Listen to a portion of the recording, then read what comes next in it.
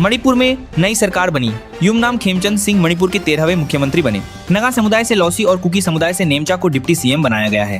356 दिनों बाद राज्य से राष्ट्रपति शासन हटाया गया। नई सरकार से शांति बहाली की उम्मीद जताई जा रही है। यूपी एनकाउंटर पर सीएम योगी का जवाब। यूपी पुलिस के एनकाउंटर पर सवाल उठने पर सीएम योगी आदित्यनाथ ने कहा कि पुलिस मारे नहीं तो क्या खुद गोली खाए। उन्होंने कहा, पुलिस को अपराधियों से सख्ती से निपटने की ट्रेनिंग दी गई है, कानून व्यवस्था से समझौता नहीं होगा। बिहार के मुख्यमंत्री नीतीश कुमार के काफिले के लिए 4 नई हाई सिक्योरिटी गाड़ियां खरीदी जाएंगी। ये गाड़ियां AK-47 की गोलियों और रॉकेट हमले से भी सुरक्षित होंगी। सरकार ने सुरक्षा को लेकर बड़ा फैसला लिया है। राहुल गांधी संसद में आर्मी चीफ नरवणे की अनपब्लिश्ड किताब लेकर पहुंचे।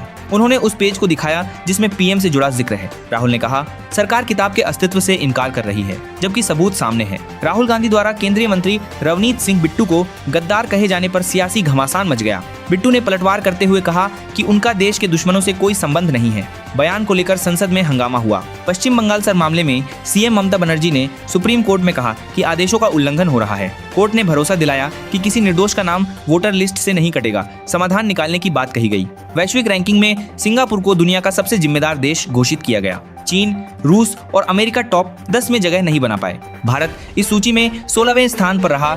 संसद परिसर में राहुल गांधी और केंद्रीय मंत्री के बीच तीखी नोकझोंक हुई। राहुल ने बिट्टू से कहा कि चिंता मत करो, वापस कांग्रेस में आ जाओगे। जवाब में मंत्री ने कड़ा पलटवार किया। सीएम ममता बनर्जी ने कहा कि चुनाव आयोग बंगाल को निशाना बना रहा है। नाम मिसमैच के नोटिस वापस लेने की मांग की गई। यह मामला अब सुप्रीम कोर्ट के सामने है। लोकसभा स्पीकर के ऑफिस में बीजेपी और विपक्षी सांसदों के बीच बहस हुई।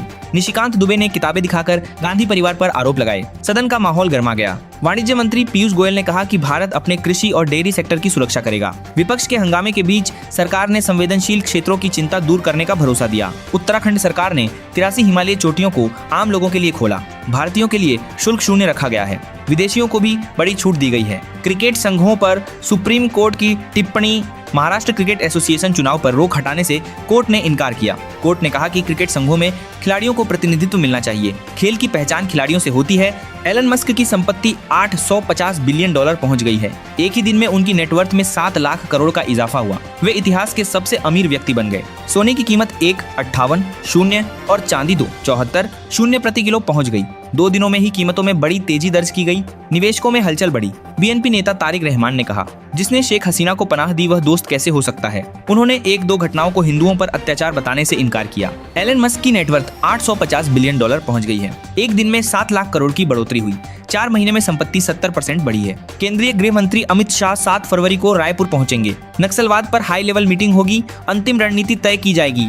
नितिन नवीन को मिला हाई सिक्योरिटी बंगला। बीजेपी अध्यक्ष नितिन नवीन को दिल्ली में टाइप 8 बंगला मिला। यह बंगला पहले शिबू सोरेन के नाम आवंटित था। सुरक्षा के कड़े इंतजाम किए गए हैं। आरबीआई मौद्रिक नीति समिति की बैठक शुरू। आरबीआई एमपीसी की बैठक शुरू हो गई है। फिलहाल ब्याज दरों में कटौती की संभावना कम जताई जा रही है। रेपो रेट 5.25% पर बना हुआ है। एमपी, यूपी, बिहार समेत कई राज्यों में घना कोहरा छाया है। कई शहरों में विजिबिलिटी 0 दर्ज की गई। दिल्ली में आंधी का अलर्ट जारी है। यूपी पंचायत चुनाव की तैयारी तेज। यूपी में पंचायत चुनाव अप्रैल से जुलाई के बीच होंगे। 28 फरवरी को अंतिम वोटर लिस्ट जारी होगी। बैलेट पेपर जिलों में पहुंच चुके हैं। हरियाणा में रिटायरमेंट नियम बदले। हरियाणा सरकार ने कर्मचारियों के रिटायरमेंट नियम बदले। दृष्टिबाधित दिव्यांग 58 साल में रिटायर होंगे। ग्रुप डी और न्यायिक अधिकारी बाहर रखे गए। इलाहाबाद हाईकोर्ट ने सहमति से बने संबंध को अपराध नहीं माना। शादी का झांसा देकर केस दर्ज करने पर फिर खारिज की गई। छत्तीसगढ़ कैबिनेट के बड़े फैसले। नशे के खिलाफ एंटी नार्कोटिक्स टास्क फोर्स बनाई गई। 100 के लिए 44 नए पद स्वीकृत किए गए। 9 अहम प्रस्तावों को मंजूरी मिली। सुप्रीम कोर्ट ने अनुदेशक शिक्षकों का सत्र शून्य मानदेय बरकरार रखा। राज्य सरकार की अपील खारिज कर दी गई। शिक्षकों को बड़ी राहत मिली।